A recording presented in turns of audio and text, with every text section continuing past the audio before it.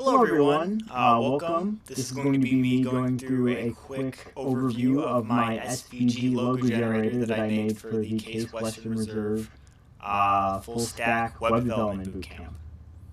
So to start, to install the program, you're going to want to run a command. You just do a git pull on the link, or you can get it as a zip. Either way works, either extract it or do a git pull, and this will be what you get.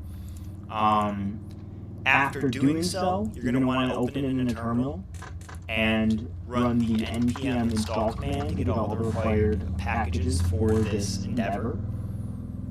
It's going to take a quick second here.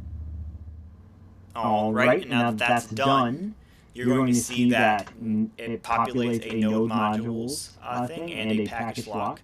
Package lock's not important. These are your different packages it needs for the program to actually run.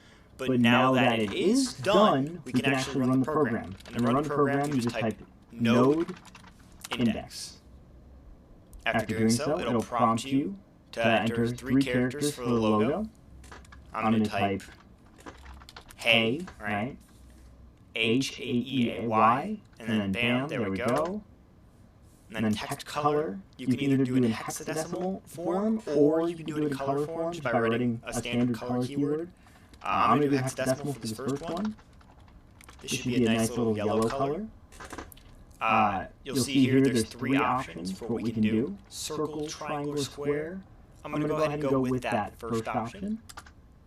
And then I'm going to use a keyword on this one. So this will create a black circle with yellow text with the characters hey. And if we open that up in a browser,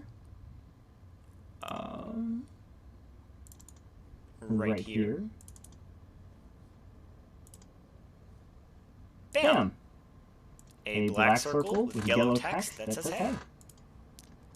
Other than that, to run the tests for this program, which were also a requirement, you can just write npm tests, or npm test. It'll run those tests, and bam, we passed them all. The actual tests are written right here in the test folder. This one just tests to see if this set of code does the circle. This one's for the square. This one's for the triangle. That's pretty much it. Thank you for watching, and I hope that was a detailed enough explanation on how to use the program. Thank you. Bye-bye.